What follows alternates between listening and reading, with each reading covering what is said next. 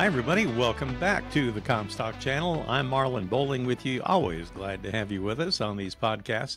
Appreciate you joining us. Make sure you like this video and subscribe to the video. How do you do that? Well, you click on that little bell icon down below, and that way we'll notify you when we have a new episode that's published. And be sure and share these videos with others as well as we continue to grow our audience out there. Well, I want to welcome aboard Mike Steenhoek, and he's with the Soybean Transportation Coalition. Now, he is based in central Iowa, and Mike, a pleasure to get to talk with you. It's been a little while since I've had a chance to do that, but you work with all things related to moving soybeans around from one part of the country or from our country to other countries. And it's kind of been an uphill battle here for a while. Top of mind would be the Panama Canal. That has really had some issues for a couple of years now. What's the latest on that? Do we still have much water flow there or not? Well, fortunately, the situation has improved a bit, but it still kind of remains a challenge. And, it's important to kind of when setting the stage about the Panama Canal is to offer a reminder that the Panama Canal is not a sea level canal. The Suez Canal is a great example of a sea level canal, and a sea level canal essentially is one in which you start digging at one body of water, and then you start digging at another body of water, and you just keep digging until you've essentially have created a trench, creating the two bodies of water. And if you dig it deep enough, and if you dig it wide enough, you'll have a trench that's suitable for ocean transportation. So that's kind of the situation with a lot of canals, including the Suez Canal. Well, the Panama Canal, when they constructed it, they concluded that given the topography of Panama, and even though Panama is a very narrow country, only 50 miles wide at its narrowest point, there is a lot of topography to it. It's quite mountainous. The Continental Divide goes through it. And so they concluded that a sea level canal would not be practical. And so they built a canal using a series of locks. And those locks serve to provide a stair step up to the higher elevation area, and then a stair step down so that you can connect one ocean, the Atlantic, to the Pacific. But for all of that to operate as intended, you have to have a sufficient amount of fresh water, and that's what allows the lock mechanisms to operate, that stair step up and stair step down, to be able to occur. And so you have to have a sufficient amount of water. Well, the country of Panama, even though it's one of the wettest countries on the planet, it receives a significant amount of rainfall usually each year. 2023 was not one of those examples. And so as a result, they determined that they would have to restrict the number of transits that could occur on a daily basis. Normally they have about 36 to 40 transits that are able to utilize the Panama Canal, and they had to curtail that. They had to go, originally they were thinking they were going to have to go as low as 18, but then they were able to moderate that and have at least 20 transits per day, and then they were able to go up to 24 and then to 27, and they recently announced that starting May 16th they'll be able to go up to 31 transits. So they're getting closer to the target, but still what's occurred is, due to these limited transits, it's limited the number of dry bulk vessels that would typically be utilized to transport soybeans and grain that originate from the New Orleans area to our global customers. And so that as a result, that's been one link in our supply chain that has been effectively shut off, particularly during the harvest season in the first couple months of 2024. And so while we're very appreciative of the fact that they have received some favorable rainfall lately, starting May 1, they will enter what's called the wet season, where they get substantially more rainfall than what they do in the dry season. And so that's hopefully portending a return to some degree of normalcy. But again, the lesson is it has been a real challenge for us in serving our international customers. Well, let's talk about the overall impact that has had on U.S. soybean producers, because a large amount of soybean traffic actually does go that direction, doesn't it? Yeah, you'll expect about 600 million bushels of soybeans going through, U.S. soybeans going through the Panama Canal on an annual basis. Um, and naturally, you have all of this barge transportation. Well, first of all, you have all of this soybean production in the Midwest. A lot of it is adjacent to the Mississippi River, the Ohio River, the Illinois River, and other navigable waterways. So it's natural to transport those soybeans via barge down to the Mississippi Gulf region near New Orleans. Then it's put into an ocean vessel. And so that's why about 55% of soybean exports leave from that region of the country, the Mississippi Gulf region, by far our number one export region.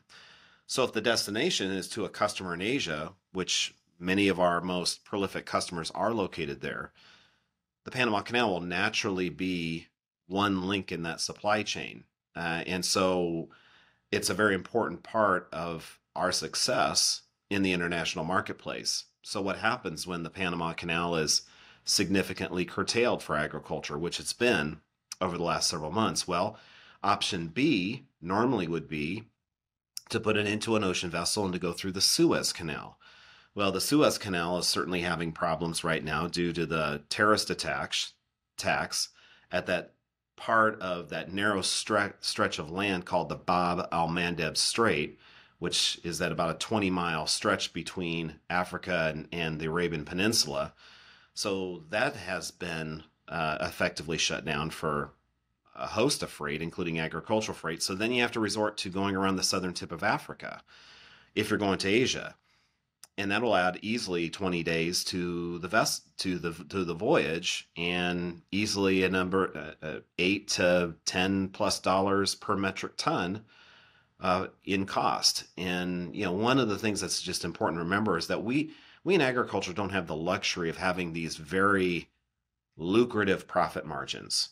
In which if you have all of a sudden an additional cost in your supply chain, well, that's okay. You wave it off because, hey, we're making money hand over fist anyway. We've got really wide profit margins. We can absorb it. Well, that's not the reality of agriculture. You operate on a pretty narrow profit margin. And so transportation costs become very consequential and a big part of the story about whether we'll be successful or not. And so these things are very important to us. It's a good reminder of the fact that for agriculture to be successful, it's not about growing a crop, and it's not just a function of having demand for that crop. The third element of it is being able to connect the two, connecting supply with demand, and that's what our transportation system does.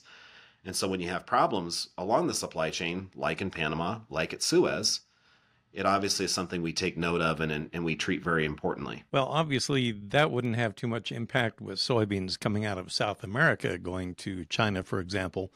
However, Europe, that would really put a hardship on farmers in Europe trying to ship out product to Asia. Maybe we're on a little more level playing field with them now if they have to go all the way around Africa as well. Yeah, so that's going to be one of the routes. That Europe to Asia route is obviously, and that was one of the reasons why the Suez Canal was created in the first place, was to shorten that route. And so obviously it's a big issue for them. What we're really sensitive to, given the fact that the overwhelming majority of the world's soybeans are produced by three countries: Brazil, the United States, and Argentina. And so when you look at a map and you see that so many of Brazilian soybean exports depart from some of their southern ports, when they depart, they just simply need to just go straight east. And they're already south of the southern tip of Africa. They don't need to go through the Panama Canal. It wouldn't make sense for them to do that. And they're not going to go through the Suez Canal. That wouldn't make sense either. So there's kind of this natural competitive advantage for them when you've got these flare-ups like at Panama and like at Suez. And so obviously that compounds the problem as well. How much difference is there now on maybe the freight per ton of soybeans originating in Brazil to get to China versus originating here in New Orleans? Yeah, and so it's quite comparable, and that kind of does ebb and flow. But there's a lot of times right now that Brazil's actually the lower cost supplier. We've seen it over the last couple of years, particularly with barge freight rates that have escalated due to low water levels on the Mississippi River. And obviously the problems at Panama have really kind of compounded it. historically, that was always one of our big selling points is that, Brazil may be the lower cost producer of soybeans. Land prices are cheaper. Historically, labor costs are cheaper. But we've been able to make up for that disadvantage by having a superior transportation system so that the price that the customer pays is actually lower from the US because of those efficiencies when it comes to transportation. So it's a big important part of why we've been successful historically, and it's something that we really need to be attentive to if we want to remain the most reliable, economical choice in the international marketplace. It's a very important issue for soybean farmers. Well, you talked about the river system here in the U.S. How is it holding up now? We heard how low the water levels were last fall. Have they come back up now? Fortunately, they have. And so we're in a much better position than we were in the fall of 2023. Unfortunately, we've had 2 consecutive years of low water levels, and it came at a very inopportune time, which is our fall period, where obviously harvest is occurring, but that's also the main time of the year where we're the main supplier for soybeans on the international marketplace. So it really did have a detrimental impact on our exports. Now, water levels have rebounded considerably, but the concern that we still do have is that we still have a lot of dehydrated ground in this country. And we still have a lot of drought conditions. Now, we've had some very opportune rains as of late in the Midwest and in the Plain States, so that's certainly helped. But we're still kind of proceeding throughout 2024 from a position of weakness, not from a position of strength. So if you have a prolonged period of dry conditions, it won't take much for that pendulum to swing back and to bring us back into low water conditions on the river. And so that's something that's obviously a concern for us, and we're going to certainly be monitoring. You want to be in that situation where you've got a considerable amount of moisture in the soil so that when you do have a rainfall, the ground is not acting like one big dry sponge. You have some of the water is retained into the soil, and then some of the residual water goes into streams and rivers, and so that it maintains kind of a consistency to our navigable waterways like the Mississippi River. Right now, we still have a lot of ground that is going to behave like a dry sponge. And so that means that it could be a challenge to get that kind of moisture into our streams and our rivers. So that's something that we're obviously going to be monitoring as we proceed. But again, the bottom line is we are in a better position now than we were in the fall. Well, I know last year the freight rates on the Mississippi really went up per ton just because of the shallow draft that was required on the barges.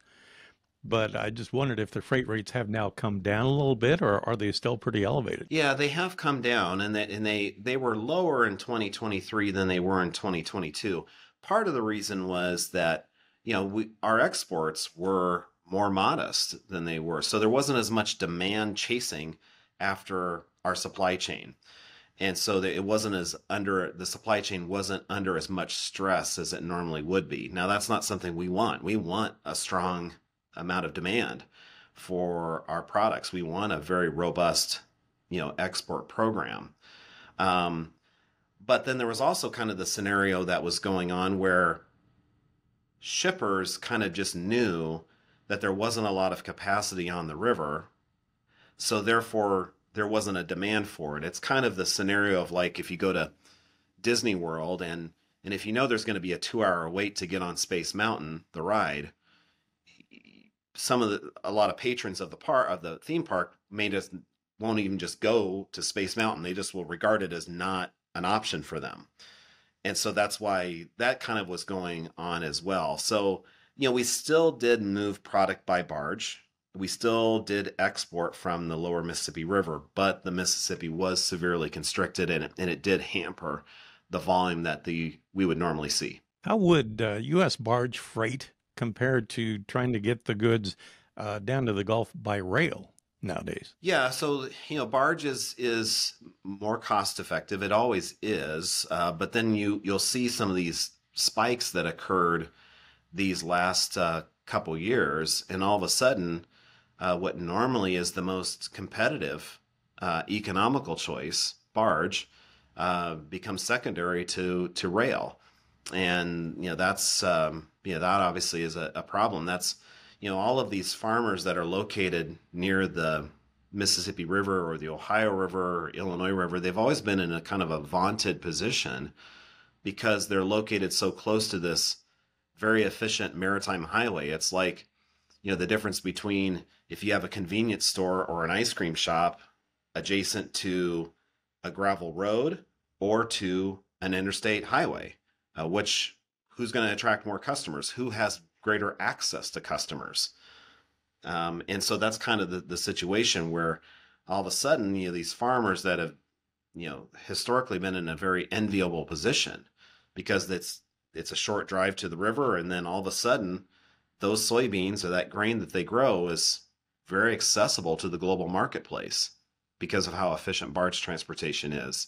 And that's obviously been curtailed a bit over these last couple of years. I mean, hopefully 2024 won't be a repeat of that. Are there any issues on the rail lines this year or not? The railroads have, again, we appreciate the fact when you've got problems on the inland waterway system, we're very thankful for the fact that we've got a pretty well-developed, extensive railroad network, so that we can still,